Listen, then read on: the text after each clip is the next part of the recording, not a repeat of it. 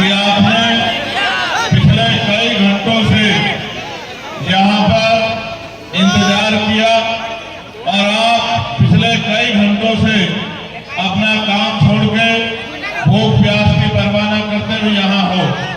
मैं अपनी बात को शुरू करते हुए सभी धर्मों में जन्मे सभी संतों, गुरुओं और महापुरुषों को नमन करता हूँ। मैं ये कोशिश कर रहा हूँ कि जहाँ जहाँ तक भी मेरी जिम्मेदारी पार्टी ने लगाई है उन सब जगह पर पहुँच के पार्टी के प्रत्याशियों के पक्ष में अपील करूं।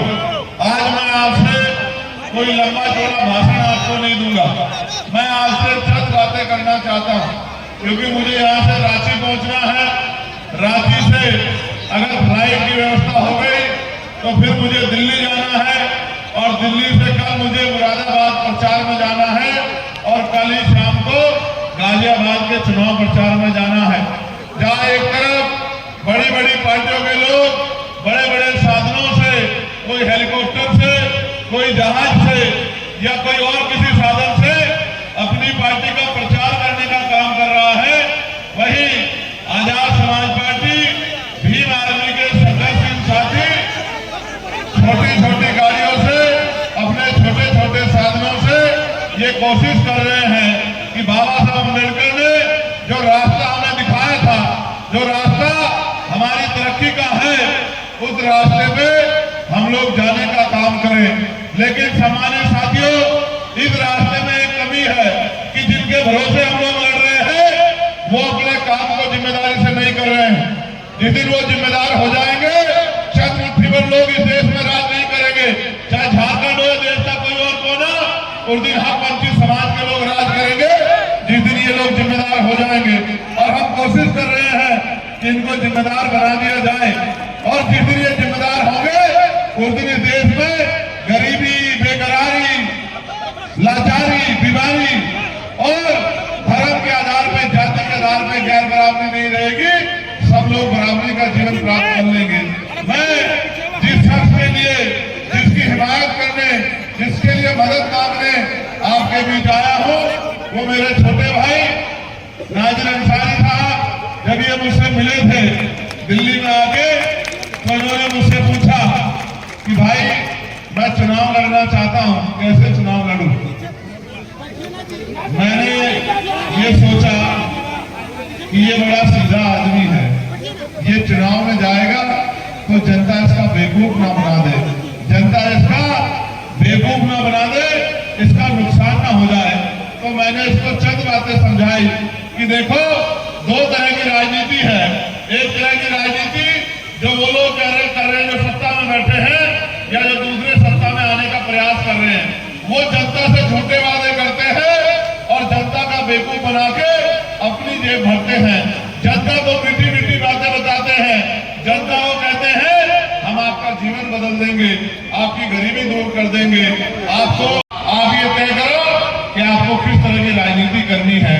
इन्होंने कहा मुझे राजनीति लोगों की खिदमत के लिए करनी है।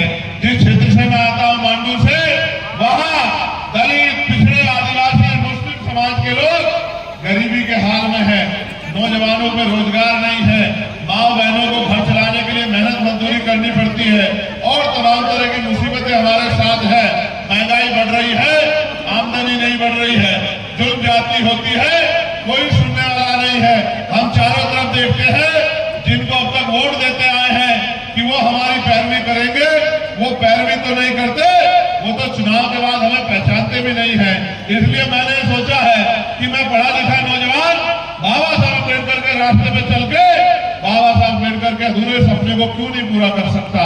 फिर मैंने इनसे कहा कि मेरे प्यारे भाई, तुम सही रास्ते पे हो और मांडू विधानसभा की जनता से मैं अपील करने के लिए आऊंगा। अच्छा आऊं 10 मिनट के लिए, लेकिन उस जनता से कहूंगा कि जब तक आप लड़ने वाले लोगों का साथ नहीं दोगे, उनके हाथ मजबूत नहीं करोगे, उनको ताकत नहीं दोगे, तो तब तक लड़ाई आगे नहीं बढ़ेगी। मैं धन्यवाद देता हूं इस मंच पर जो हमारे नेतागण बैठे हैं, मैं उनका बहुत बहुत धन्यवाद करता हूं। मेरे आज भी याद है भाई संजय रविराज हो या और हमारे तमाम साथी, जब भी यहाँ किसी कमजोर पे जुल्म होता है वो लोग आवाज उठाने का काम करते हैं, वो उसकी ताकत बनने का काम करते हैं, वो अपनी जिम्मेदारी अदा करने का काम करते हैं। चाहे किसी की कोई भी लड़ाई हो, वो गरीब के साथ खड़े होने का काम करते हैं, ताकतवर लोगों के खिलाफ जाके उस गरीब को न्याय दिलाने का काम करते हैं। तो सड़कों पे तो हम लंबे समय लड़ते रहे, लेकिन अब सिर्फ सड़कों से काम नहीं चलेगा, अब हमें अपनी राजनीतिक ताकत भी बनानी पड़ेगी, क्योंकि जब तक राजनीतिक ताकत हमारे पास नहीं होगी तो असेंबली और पार्लियामेंट से हमारे लिए कोई कानून नहीं बनेगा, और जब कानून हमारे लिए नहीं बनेगा तो फिर हमें कोई फायदा नहीं मिलने वाला है। आप ये सोचो, आज की सरकारें नेताओं के लिए कानून बना रही हैं, आज की सरकारें पैसे वालों के लिए कानून बना रहे हैं, आज के नेता पूंजीपतियों के लिए, उद्योगपतियों के लिए कानून बना रहे हैं, लेकिन गरीबों के लिए कोई कानून नहीं बन रहा। आप महसूस करके देखो, हमारे पास बाबा साहब अम्बेडकर जो सबसे बड़ा हथियार देके गए वो हमारी शिक्षा है। आज सरकारी स्कूलों में जहां गरीब के बच्चे पढ़ते हैं, ना के बराबर शिक्षा मिल रही है। अगर बुनियाद कमजोर होगी तो बिल्डिंग कैसी बनेगी? बुनियाद अगर कमजोर होगी, प्रारंभिक शिक्षा अच्छी नहीं होगी, तो फिर डॉक्टर, इंजीनियर, आईएएस, आईपीएस, वकील, जज कैसे बनेगा हमारा बच्चा? प्राइवेट स्कूल में हम लोग पढ़ा नहीं सकते, सरकारी स्कूलों में पढ़ाई नहीं है। सरकारी स्कूलों में पढ़ाई ना होने के कारण गरीब का बच्चा अमीरों के बच्चों का मुकाबला नहीं कर पाएगा, तो फिर वो बिना पढ़े 400-500 रुपए की मजदूरी करेगा, और 400-500 रुपए की मजदूरी से वो अपने माँ बाप को इज्जत की जिंदगी और सुख सुविधा नहीं दिला सकता है। और आज का हेल्थ सिस्टम ऐसा है, अस्पताल में जाओगे डॉक्टर नहीं मिलेगा, डॉक्टर मिल गया तो दवाई बाहर से लिख देगा, टेस्ट बाहर से लिख देगा, और गरीब बाहर से टेस्ट नहीं करा पाएगा। ऐसे समय में मैंने बहुत सारे लोगों को सड़कों पे मरते देखा, बिना इलाज के अस्पताल के बाहर मरते देखा, और मैं सोचता हूं कब तक गरीब लोग मरते रहेंगे। उसका एक तरीका यह है कि अगर सरकारी अस्पतालों को अच्छा कर दिया जाए और नेताओं का इलाज सरकारी अस्पतालों में हो, अधिकारियों का इलाज सरकारी अस्पतालों में हो, तो मेरा ये मानना है जब नेताओं का इलाज अस्पताल में होगा और अधिकारियों का इलाज सरकारी अस्पताल में होगा, तो सरकारी अस्पताल में प्राइवेट अस्पताल से भी ज्यादा अच्छी सुविधा मिलेगी, और कम पैसों में गरीब को भी अपना इलाज कराने का मौका मिलेगा। आज बाबा साहब अम्बेडकर ने अपने 4 बच्चों की कुर्बानी देके आपके उंगली में वो ताकत दी है, जिसे चाहे कुर्सी से उतार के फेंक दो और जिसे चाहो कुर्सी में बिठा दो। ये आपकी ताकत है, ये आपकी ताकत है। और फिर मेरी बात को सुन लो, अगर जीवन बदलना है, मेरी इस बात पे पहरा दे देना, अगर जीवन बदलना है। आप लंबे समय से कभी इसको जिताते आए, कभी उसको जिताते आए, ये लोग जीते और अपने घर में जाकर बैठ गए, इन्होंने अपनी जेब भरी, कभी आपके बारे में नहीं सोचा। इस बार न इनको जिताओ न उनको जिताओ, खुद को जिताओ, कि कोई ऐसा हो जिसका हाथ पकड़ के आप कह सको कि ये हमारा नेता है, ये हमारा विधायक है, इसको हमारी आवाज उठाने के लिए हमने चुना है, इसको हमारे साथ खड़े होने में अपमान महसूस नहीं होता, ये हमारी लड़ाई लड़ सकता है, हम इसके भरोसे हैं। कुछ ऐसा भी इस बात करो। मैं तो देश भर में घूमता हूं, मैं झारखंड में आया, झारखंड में ऐसा नहीं कि गरीबी है, झारखंड में बहुत खनिज है, कोयला है, अरबक है, अभरक है, और माइंस है, और भी तमाम तरह के लोहा है, तमाम तरह के खनिज है। लेकिन यहाँ के नेताओं ने वो सारी ताकत जो है अपने अपने परिवार को और नेताओं को, राजनीति को आगे बढ़ाने के लिए लगा दी, गरीब के लिए नहीं लगाई। मेरी बहनें यहाँ बैठी है माएं, वो मुझसे बहुत प्यार करती हैं। हालांकि ये सच है, मैंने अभी तक उनको कुछ दिया नहीं है, अभी तक मैं उनके काम नहीं आया हूं। लेकिन आप मुझे बताओ, क्या ये देश सिर्फ अमीरों का है? क्या ये देश सिर्फ अमीरों का है? इस देश में गरीब की इज्जत क्या है और गरीब के सपने क्या है? क्या आपका सपना नहीं है कि आप हवाई जहाज में बैठो? क्या आपका सपना नहीं गरीबों का कि आपको हेलीकॉप्टर में बैठने का मौका मिले? क्या आपका सपना नहीं है कि आपका अच्छा मकान हो? क्या आपका सपना नहीं है कि आपको अच्छा भोजन मिले? क्या आपका सपना नहीं है कि आपके बच्चे को अच्छी पढ़ाई मिले? क्या आपका सपना नहीं है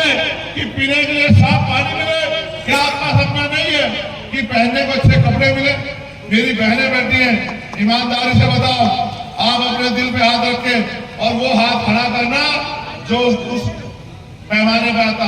आप में से कितनी बहनों ने हवाई जहाज का सफर किया? जरा एक बार हाथ उठा के मुझे दिखा दो। एक भी नहीं। जिसने हवाई जहाज का सफर किया हो वो जरा हाथ उठा के मुझे दिखा दो।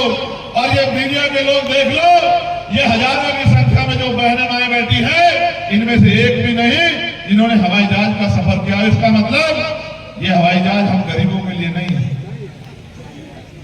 चलो हवाई जहाज तो महंगा होता है, हेलीकॉप्टर का तो किया होगा नहीं किया? तो ये कोई जिंदगी है कि गरीबी में पैदा होना और गरीबी में मर जाना? क्या इस देश के सारे साधन अमीरों के लिए है? सारे साधन अमीरों को बाकी देने के लिए है? आप ये बताओ, हम भी बराबर का टैक्स देते हैं, मीडिया के साथी बैठे होंगे, एडमिनिस्ट्रेशन के होंगे, पुलिस के होंगे, बताओ टैक्स हम पे भी बराबर लगता है नहीं लगता है? अगर मैं मार्केट में पेन खरीदने जाऊंगा, अगर ये पेन नेताजी को 20 रुपए का मिलेगा तो मुझे 15 का नहीं मिलेगा, मुझे भी 20 रुपए का मिलेगा। इस पे जो टैक्स लगता है मेरी जेब से भी उतना जाएगा। इस देश में और इस प्रदेश में जो बजट बनता है हमारे टैक्स के पैसे से बनता है। पैसा हमारा और जेब में तुम्हारी। अब ये चलेगा नहीं इस झारखंड प्रदेश में। सुनो, जब बजट होता है ना, जो नेता बड़ी बड़ी घोषणा करते हैं अपनी जेब से नहीं लाते, जमीन नहीं बेचते, आपके टैक्स का पैसा होता है। और जब आपका टैक्स का पैसा है तो आपके ऊपर लगना चाहिए, आपकी तरक्की के लिए लगना चाहिए। इनके घर के तिजोरियों में बंद नहीं होना चाहिए वो पैसा, इनकी लूट के काम नहीं आना चाहिए वो पैसा, वो आपके और आपके बच्चों की तरक्की के लिए लगना चाहिए। तब जाके इस लोकतंत्र को असली लोकतंत्र माना जाएगा, वरना उसके बाद ये लोकतंत्र लोकतंत्र नहीं है, ये धनतंत्र है कि पैसे वाले लोग राज करेंगे, पैसे वाले लोग चुनाव लड़ेंगे, पैसे वाले लोग एमपी बनेंगे और पैसे से पैसा कमा के अपनी आने वाले 10-10 पीढ़ियों की रखवाली करेंगे। और मेरा गरीब समाज रोटी रोटी के लिए मोहताज रहेगा, उसका हाथ फैला रहेगा। जहां चारों तरफ पैसे वाले मैदान में है, उद्योगपति मैदान में है, धन्ना सेठ मैदान में है, वहां मेरा ये भाई भी मैदान में है। अच्छा, आप ये तो जानते हो कि सिंपल सा फॉर्मूला है, अमीर अमीर के लिए लड़ेगा और गरीब गरीब के लिए लड़ेगा। बताओ मानते हो नहीं मानते हो? कोई अमीर गरीब के लिए लड़ता देखा आपने? अगर अमीर गरीबों के हितैषी होते तो इस देश में कोई गरीब नहीं होता। मेरे लोगों, इतना पैसा है इनके पास। उदाहरण बताता हूं, आप देखते होंगे टीवी, अमीर का कुत्ता बड़ी गाड़ी में घूमता है नहीं घूमता? बताओ, मैं गलत तो नहीं कह रहा, बता देना मेरे को। अगर वो बीमार होता है तो आपसे महंगे डॉक्टर को दिखाया जाता है, उसको दिखाया जाता है नहीं दिखाया जाता? बताओ। अच्छा, और सुनो, आप खाते हो सादी रोटी, उसके लिए आती है ब्रेड। आप पीते हो पानी वाला दूध, उसके लिए आता है टॉम मिल्क। समझते नहीं समझते हो? और सुनो, अगर वो उसको गर्मी लगेगी तो उसके लिए लगेगा एसी। लगता है नहीं लगता है? अगर उसको सर्दी लगेगी उसके लिए लगेगा हीटर। आपके लिए भी कुछ लगता है क्या? तो जानवरों की जिंदगी हमसे अच्छी है या नहीं? देखो, बाबा साहब अम्बेडकर ने हमें हथियार दिया, बस हम उसको चलाना समझ जाए। उस हथियार का नाम है वोट। ये वोट इतना ताकतवर है, इस वोट के आधार पे एक चाय बेचने वाले प्राइम मिनिस्टर बन गए। और ये वोट इतना ताकतवर है कि मेरे जैसे प्राइमरी स्कूल के मास्टर का बेटा आज उसी चाय बेचने वाले प्राइम मिनिस्टर के सामने आंख से आंख मिला के अपनी अभी सुनो, मैं तुम्हें बताता हूं, अभी सुनो। एनआरसी का मामला, अब अपने दिल पे हाथ रख के बताना, क्या मेरे अलावा कोई था जिसने जेल काटी? मुझे 250 लाठियां मारी गई, मेरे पैरों के नखून पिछले गए। मैं नहीं बता सकता दर्द आपको, मेरी रीढ़ की हड्डी में गैप है। मेरा भाई जानता है कासिम कि मैं बैठ नहीं पाता हूं। ये जुल्म मैंने इसलिए सहे क्योंकि मैंने वादा किया था जमा मस्जिद में खड़े होकर कि इस जालिम भाजपा सरकार को एनआरसी का कानून हम लोग लागू नहीं करने देंगे।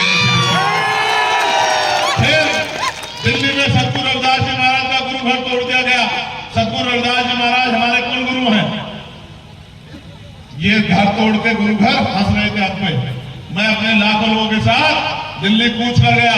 96 लोग हम लोग 66 दिन तक जेल में रहे, लेकिन केंद्र की सरकार को और सुप्रीम कोर्ट को दोनों को झुका के वो गुरु घर वापस लेने का काम किया। फिर किसानों का आंदोलन आया, पूरे 13 महीने उनका साथ दिया। पहलवान बेटे के सम्मान की बात आई, उनकी लड़ाई लड़ी। जब तबलीगी जमात का मामला आया और तबलीगी जमात में लोगों को कोरोना काल में बंद कर दिया, अकेला चंद्रशेखर आजाद था जो उनको छुड़ाने के लिए संघर्ष कर रहा था। मैंने बड़े बड़े नेता देखे जिनको वोट देकर ताकत दी, घरों में दुबक के बैठ गए, ऐसे हाथ नहीं लगाते मर जाएंगे। मैंने कहा इज्जत, जिल्लत, मौत, जिंदगी सब उसके हाथ में है। अगर मौत आनी होगी तो आएगी और नहीं आनी होगी तो कभी भी नहीं आएगी। जिस दिन आनी होगी उसी दिन आएगी। और मैंने देखा, मैंने सरकार से भी लेटर लिखा कि ये तबलीगी जमात के लोग ये कोई सियासी लोग नहीं है, ये तो अपना काम करते हैं, इनको बंद करके आप अच्छा नहीं करे। कोई मलेशिया का था, कोई कहीं और का था। मैंने कहा कि अपने देश में जाके क्या कहेंगे कि भारत के लोग, सरकार इतनी खराब है कि सीधे लोगों को बंद कर देती है। मैंने मौलाना साहब का मामला आया, निजामुद्दीन मरकज का मामला आया, अकेला चंद्रशेखर आजाद खड़ा था। मौलाना कलीम सिद्दीकी का मामला आया, अकेला चंद्रशेखर आजाद खड़ा था। नासिर का मामला आया, जुनैद का मामला आया, अखलाक का मामला आया, पहलू का मामला आया, नजीब का मामला आया। हर लड़ाई में चंद्रशेखर आजाद और कोई वोट की बात नहीं थी, कोई वोट की बात दूर से दूर तक नहीं थी कि वोट के लिए लड़ना है। इस बात के लिए खड़े थे कि बाबा साहब अम्बेडकर ने हमें सिखाया कि अन्याय करने वाले से अन्याय सहने वाला ज्यादा दोषी होता है। तो जुल्म नहीं देखना मेरे भाइयों, इसलिए लड़ा। और फिर कोई ऐसी एक लड़ाई नहीं बता सकते आप जब आपके ऊपर किसने आंख उठाई हो, चाहे दलित समाज के लोग हों, चाहे आदिवासी समाज के लोग हों, चाहे पिछड़े वर्ग के लोग हों, चाहे मुस्लिम समाज के लोग हों। कोई एक ऐसी लड़ाई आप मुझे बताओ जब आपके ऊपर किसी सरकार ने आंख उठाई हो, बुलडोजर चला तो चंद्रशेखर आजाद था जिसने सबसे पहले आवाज उठाई कि ये बुलडोजर गलत है, ये बुलडोजर स्वीकार नहीं किया जाएगा। और तो आज मूछे रखने पर हत्या हुई, राजस्थान में घोड़ी बैठने पर हत्या हुई, चंद्रशेखर आजाद का, क्योंकि उसको दर्द होता है अपने भाइयों। कोई ऐसा मामला नहीं है जिसमें मैंने और मेरे साथियों ने लड़ाई ना लड़ी हो। लेकिन साथियों, सड़कों पे तो हम लोग लड़ते हैं, लेकिन सोचो, आप मुझे पार्लियामेंट में सुनते हो ना, मैं घबरा के बोलता हूं या डट के बोलता हूं बताओ? लोग मुझसे कहते थे अकेला चंद्रशेखर क्या करेगा, ये तो बोल भी नहीं पाएगा, ये तो इधर भटक जाएगा। मैंने कहा कि शेर अकेला होता है, जंगल में चुनाव नहीं होते। मैंने कहा कि जाने को तो जिस दिन से गया सरकार की नाक में दम करके रख दिया। मैं आपको कहना चाहता हूं और बहुत सारे लोगों को बोलना सिखा दिया मैंने। वक्त का मामला आया, मैं आज आपको विश्वास से कह रहा हूं, पार्लियामेंट खुलवा के देखो, पार्लियामेंट के स्पीच अकेला चंद्रशेखर आजाद था जिसने पार्लियामेंट में खड़े होकर कहा कि हम इस बिल को स्वीकार नहीं करेंगे। वक्त के आधार पर अगर आप हमारे लोगों की जमीन, हमारी मस्जिद, हमारे मरकज, हमारी खानकाह लूटने का काम करोगे तो हम सरकार को ईट शेट बजाने का काम करेंगे, हम पीछे नहीं रहेंगे। और मैं इसलिए सोचता हूं कि आपको मिलकर आज देश में अगर आपको इज्जत की जिंदगी में नहीं मिल रही तो क्या मिल रहा है? फिर मैं समझता हूं कि आज भी हमारे लोगों को जानने से ज्यादा नहीं माना गया। मैं आपसे मदद मांगने आया, मेरी मजबूरियां हैं कि मेरे ऊपर काम ज्यादा है, लेकिन आप चिंता मत करो, हम एक एक पैसा जोड़ के साधन जुटाएंगे और आने वाले कल में हम और ताकत से मेहनत करेंगे। लेकिन देखो, आप 10 रुपए का सामान खरीदने जाओगे, कई बार देखोगे सामान अच्छा है बुरा, लेकिन वोट डालने जाते हो नहीं देखते हो। आप ये मत समझना कि ये अंसारी, नाजिर अंसारी है, इसके पीछे देखना कि आपका भाई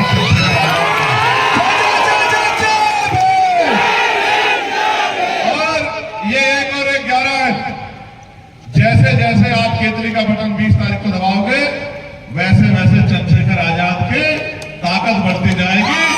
और जैसे जैसे ताकत बढ़ेगी आप देखना, मेरा भाई भी असेंबली में ऐसे ही शेर की तरह दहाड़ेगा जिस तरह आपका चंद्रशेखर आजाद। और मैं आज कह रहा हूं, जब तक आपके आंसू नहीं पूछ लेता, जब तक आपकी गरीबी दूर नहीं कर देता, तक आपको इस दुख पीड़ा की जिंदगी से निकाल नहीं देता, जब तक आपको अमीरों के बराबर लाके नहीं खड़ा कर देता, मेरी जान जा सकती है, मैं रुक नहीं सकता। मेरी बात को आप यहाँ पर मैं आपसे मदद मांगने आया और मैं नौजवानों से कहूंगा, रास्ता बना दो। बहुत समय कम है, तुम जानो मेरे यार, अगर तुम मुझसे खून मांगो तो खून दे दूंगा, मेरे पे समय कमी है आज। ये रास्ता बना दो, तुम्हारी भीड़ में समय जाएगा मेरा, तुम मेरे भाइयों मेरे प्यारों रास्ता बना दो अपने आप। कोई पुलिस नहीं चाहिए, कोई नहीं चाहिए, तुम हो मेरी पुलिस, तुम हो मेरी ताकत, तुम हो मेरे सुरक्षा कर्मी। अपने आप रास्ता बना दो भीम आर्मी के सिपाहियों। मैं अपनी बहनों से कहना चाहता हूँ, भाइयों से कहना चाहता हूँ, एक एक वोट 20 तारीख को केसरी के निशान पे जाना चाहिए। और जब आप वोट का बटन दबाओ तो अपने मन में बटन दबाने से पहले 10 सेकंड के लिए अपने इस भाई का चेहरा में देख लेना, जिसने अपनी पूरी जिंदगी आपके नाम समर्पित कर दी है, जो चाहता है कि बदलाव। मेरे बाद पैसे वाले लोग आएंगे, बड़े बड़े ताकतवर लोग आएंगे, तरह तरह की बात करेंगे, तरह तरह की घोषणा करेंगे, लेकिन 5 साल में आगे फिर चुनाव के समय दिखाई देंगे। अगर कोई आपके बीच खड़ा रहेगा तो ये आपका चंद्रशेखर आजाद है, मेरी बात को आप याद रखना। इसलिए ना इधर देखना ना उधर देखना, सिर्फ और सिर्फ कौन सा